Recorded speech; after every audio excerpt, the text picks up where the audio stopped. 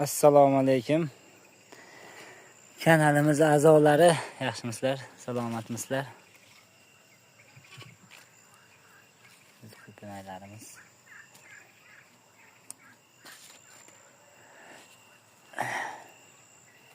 Sekin pishib kelyapti. Kecha bizda kuchli yomg'ir bo'ldi. Shamol bo'ldi. Ertalab bu yerdan terim qildik. Bu joyimizdan 5 kilo xolos. Nariyog'imizdan ko'proq. Xohlasa eski dripschaq qo'yganlarini hammasini ham tozalab ulgurmadik. Kanalimizga a'zo bo'linglar, like bosinglar.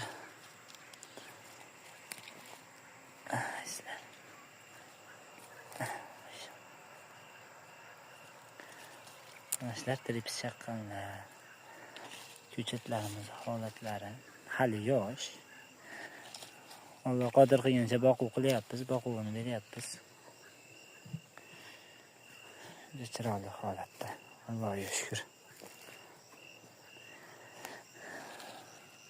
Allohga shukr. Zo'r. Azizlar, like bosinglar. Kanalimizga obuna bo'linglar. Tanoplarini hal olmadik. Bularimiz Muranolarimiz. Shu italyanskiy frigoda bolasidan olingan Muranolar. Eskilarini olib tashlaymiz.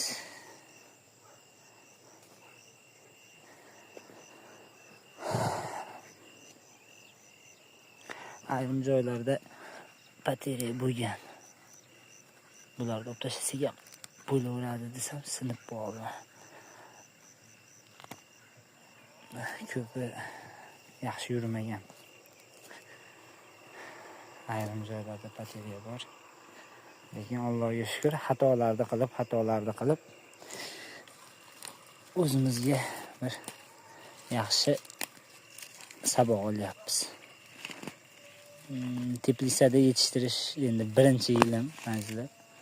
Oddiy ochiq yerda yetishtirib turdim boshida.